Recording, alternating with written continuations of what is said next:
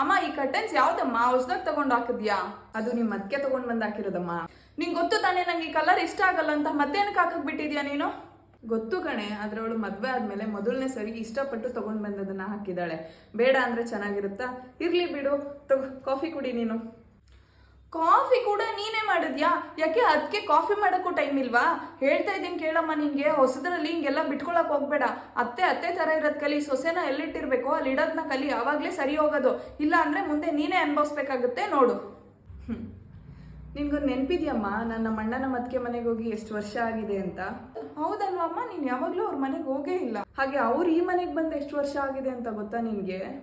ಅವರು ನಮ್ಮ ಮನೆಗೆ ಯಾವಾಗ್ಲೂ ಬಂದೇ ಇಲ್ಲ. ಯಾಕಮ್ಮ? ಯಾಕಂದ್ರೆ ನಮ್ಮಮ್ಮ ಬದುಕಿದಾಗ ನಾನು ಕೂಡ ನಮ್ಮ ಅತ್ತಿಗೆ ಜೊತೆ ನಿಂತರನೇ ನಡ್ಕೋತಾ ಇದ್ದೆ. ಪ್ರತಿ ಒಂದು ವಿಚಾರದಲ್ಲೂ ಕಾಂಪಿಟೇಷನ್ ಇಟ್ಟು ಅದರಲ್ಲೆಲ್ಲ ನಾನೇ ಗೆಲ್ಲಬೇಕು ಅಂತ ಯೋಚನೆ ಮಾಡ್ತಾ ಇದ್ದೆ. ನಮ್ಮಮ್ಮ ಸತ್ತೋದಾಗಲೇ ಗೊತ್ತಾಗಿದ್ದು ನಾನು ಮಾಡಿದ ತಪ್ಪೇನು ಅಂತ. ಫ್ರೆಂಡ್ ಥರ ಇದ್ದಿದ್ದು ನಮ್ಮ ಅತ್ತಿಗೆ ಜೊತೆನಲ್ಲಿ ಪ್ರತಿಯೊಂದು ವಿಚಾರಕ್ಕೂ ಕಾಂಪಿಟೇಷನ್ ಇಟ್ಟು ನಾನು ತಪ್ಪು ಮಾಡಿದೆ. ಹೀಗೆ ಯಾವ ಮುಖ ಇಟ್ಕೊಂಡಮ್ಮ ನನ್ನ ತವ್ರ ಮನೆಗೆ ಹೋಗ್ಲಿ?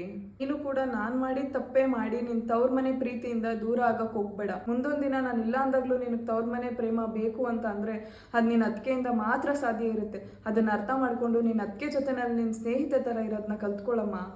ಒಳಿತು ಮಾಡು ಮನ್ಸ, ನೀ ಇರೋದು 3 ದಿವಸ.